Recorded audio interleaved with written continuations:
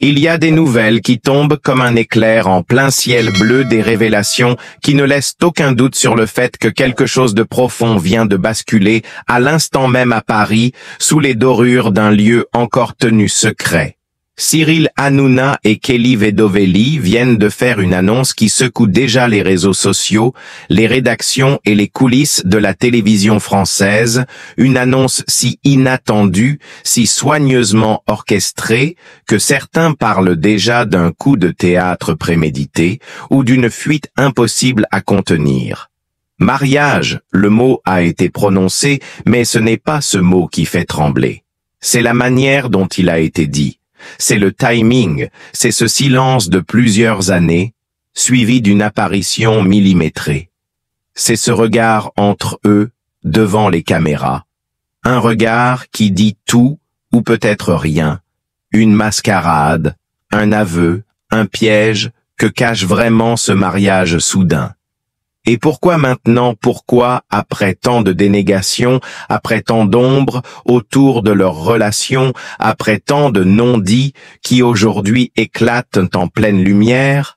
Mais attention, ce que vous allez découvrir dans cette histoire dépasse largement le cadre d'une simple romance de plateau, car derrière les sourires figés, les félicitations précipitées et les clichés déjà viraux se cachent des détails troublants, des incohérences flagrantes, et surtout une vérité bien plus complexe que ce qu'on veut nous faire croire, une vérité que certains aimeraient encore garder sous clé. Mais il est trop tard, la machine est lancée et rien ne pourra arrêter ce qui va suivre, parce que ce mariage n'est peut-être pas seulement une union amoureuse, mais le point de départ d'une révélation qui risque de tout changer. La scène semblait presque trop parfaite, trop léchée, trop contrôlée, un peu comme un décor monté à la hâte pour masquer l'odeur du vrai drame derrière les fleurs blanches. Les flashs et les sourires mécaniques, quelque chose clochait. Mais au début, on ne savait pas encore quoi, jusqu'à ce qu'un journaliste discret glisse une question que personne ne devait poser: pourquoi maintenant et pourquoi ici? C'est à cet instant que tout a vacillé, un blanc. Un regard glacé entre Cyril et Kelly. Un frisson dans la pièce, un instant de suspension, comme si tout le monde venait de comprendre qu'on venait de toucher à une fissure, une faille minuscule mais profonde, d'autant plus étrange que selon les registres officiels, il n'y avait aucune trace de publication de ban, aucun dépôt préalable, aucune formalité en mairie de Paris, et pourtant l'événement avait lieu là, devant les caméras, devant les invités choisis avec soin, mais en l'absence flagrante de certaines figures proches de l'animateur, des absences lourdes de sens, et puis ce détail passé inaperçu par beaucoup mais pas par tous. La bague, la fameuse bague que Kelly portait, n'était pas celle que la presse People avait immortalisée il y a 3 ans lors d'une prétendue première demande en mariage, une bague entièrement différente, à la provenance encore inconnue, sertie d'une pierre noire au reflet rouge inquiétant, une pierre que certains ont identifiée comme une spinelle noire venue d'Asie centrale. Une pierre rarement utilisée pour symboliser l'amour, plus souvent liée à des rituels de pouvoir ou de rupture. Comment expliquer ce changement brutal, ce symbole si peu romantique, si ce n'est comme un message codé, une mise en garde, ou pire, encore un pacte qui aurait dû rester caché, mais qui maintenant déborde au grand jour, et ce n'est que le début, car selon des documents confidentiels révélés quelques heures avant la cérémonie, un proche de Hanouna aurait tenté d'empêcher la célébration, une plainte déposée dans l'ombre et aussitôt étouffée, dans laquelle il parlait de manipulation de mise en scène et de mise en danger d'un des deux protagonistes. La presse n'a pas encore le nom de ce proche. Mais ce qui est troublant, c'est que depuis cette fameuse heure de l'annonce, il a disparu, plus aucune trace ni sur les réseaux, ni dans ses cercles habituels, un silence radio qui ressemble plus à une élimination médiatique qu'à une simple discrétion volontaire, et ce n'est pas tout.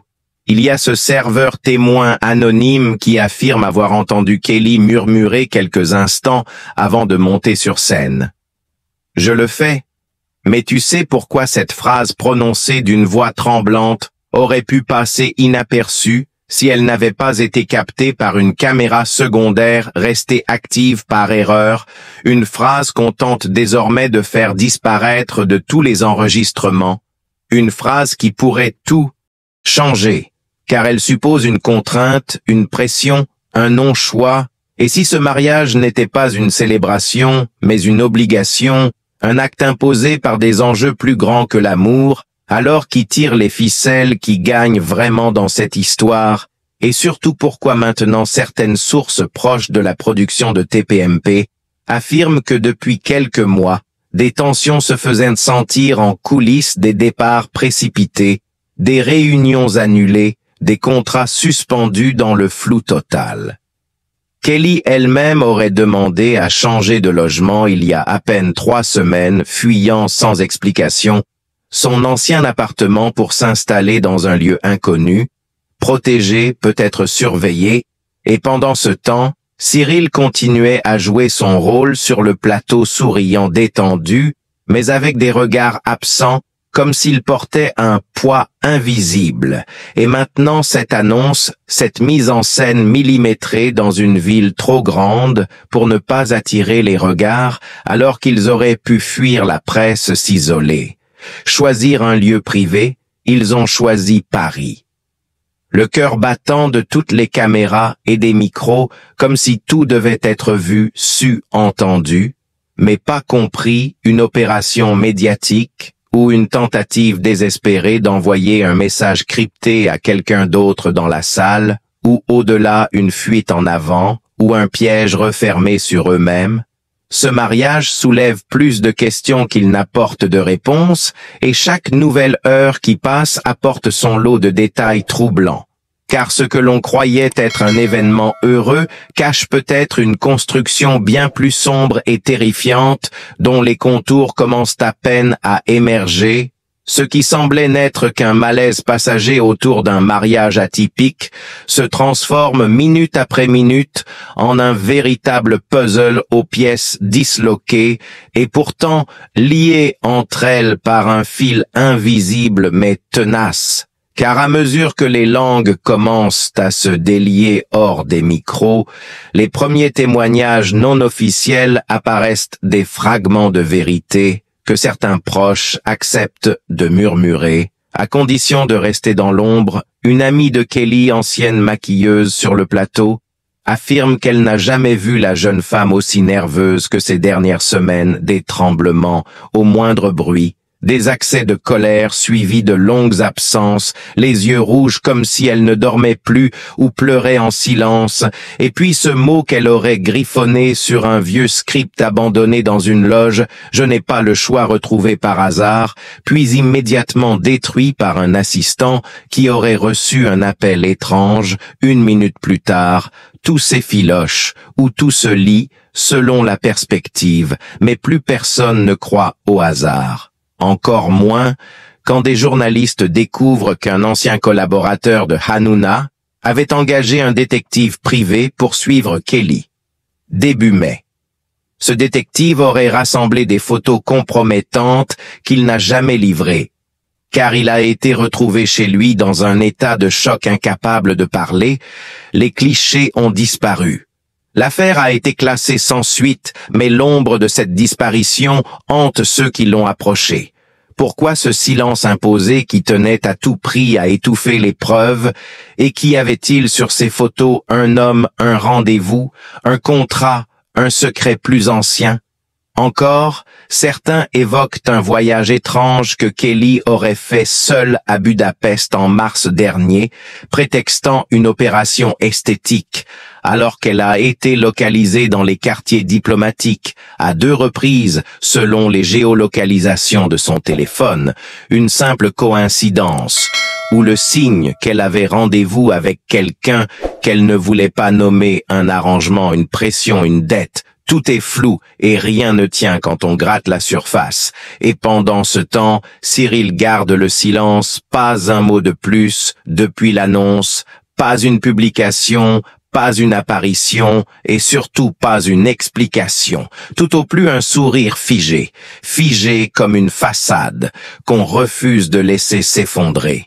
Mais l'édifice craque car depuis qu'un technicien du plateau affirme avoir vu Kelly s'effondrer en larmes, derrière les rideaux juste après la cérémonie tout change.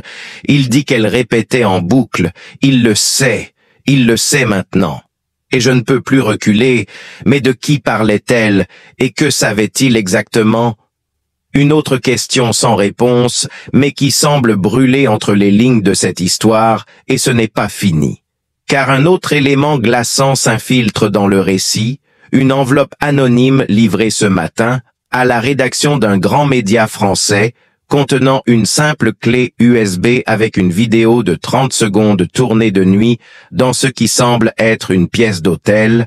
On y voit une silhouette féminine enceinte et de santé, pleure assise sur un lit, une voix masculine hors champ. Répète, « Tu vas le faire, sinon tu sais ce qu'il se passera ». La vidéo est trop floue pour identifier les personnes, mais les experts audio tentent déjà de comparer la voix à celle de figures connues.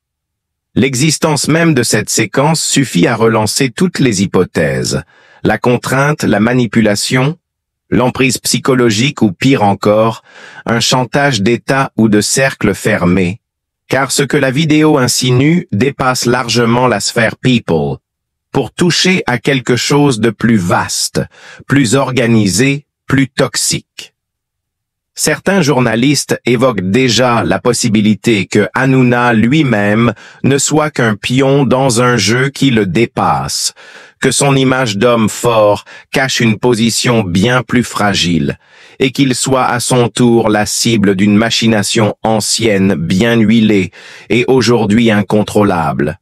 Alors ce mariage était-il un choix, un piège, un sacrifice, une fuite, ou une preuve ultime que quelque chose d'autre est à l'œuvre, quelque chose d'invisible, et pourtant terriblement présent.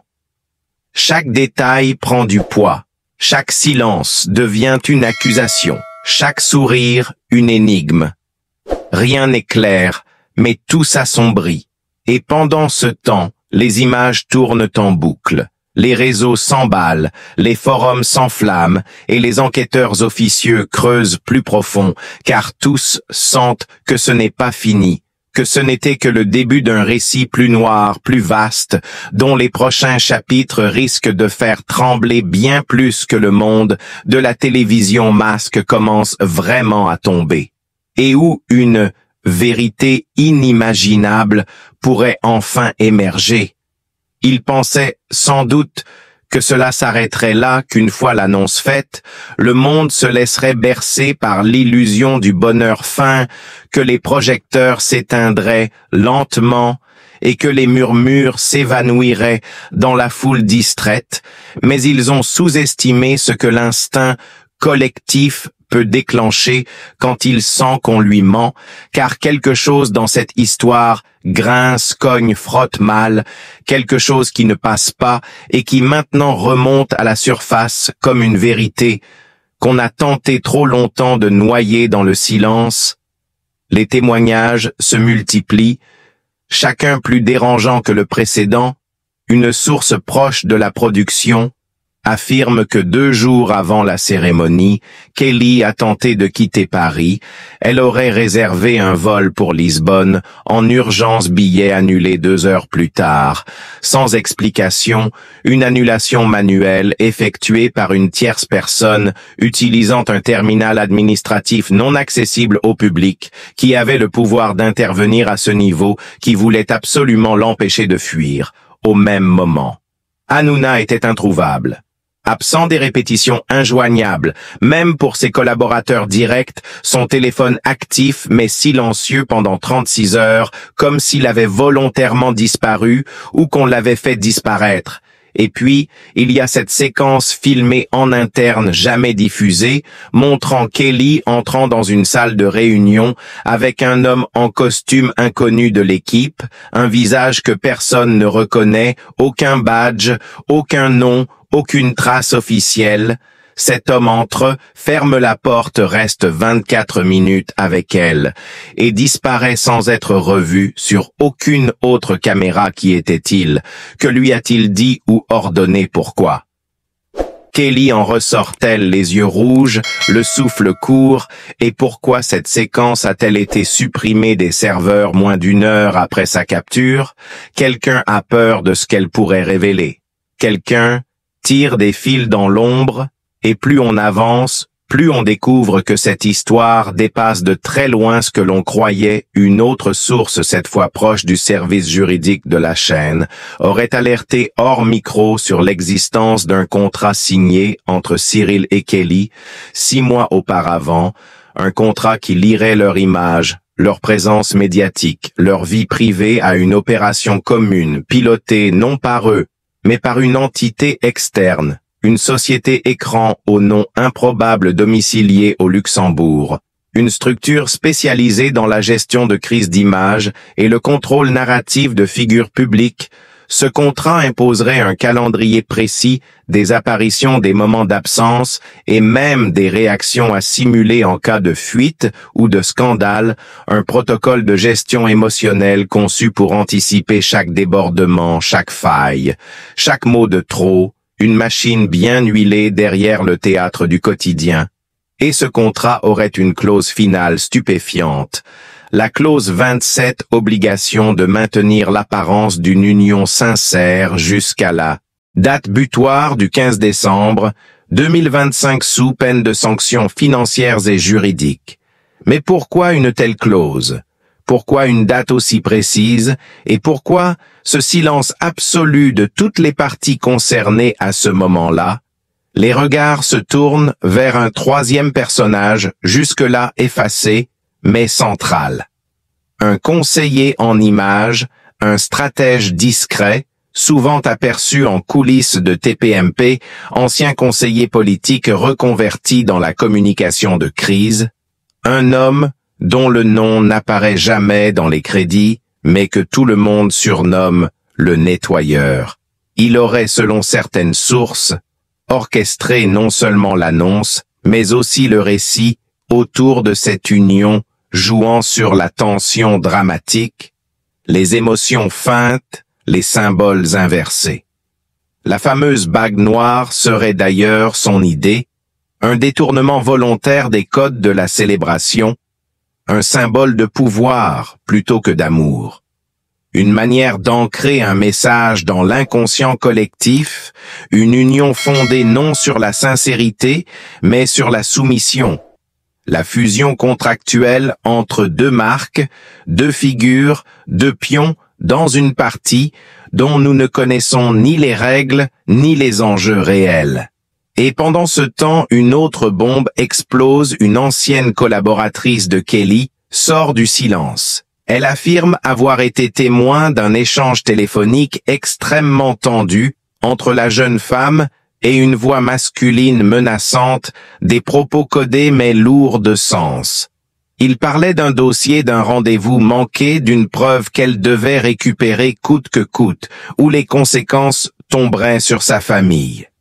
La collaboratrice dit avoir voulu alerter mais s'être heurtée à une muraille de silence et de peur, et depuis 2 nuits, elle dit être suivie, être observée sans jamais voir qui elle redoute aujourd'hui pour sa sécurité, mais dit qu'elle ne se taira plus car selon elle, ce qui se joue là va bien au-delà d'un couple ou d'un contrat, c'est une opération de diversion à grande échelle, et ce mariage n'en est que la façade.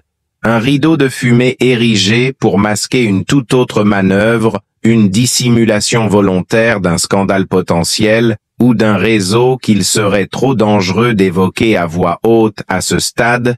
Tout peut basculer et personne ne sait où se trouve la véritable menace.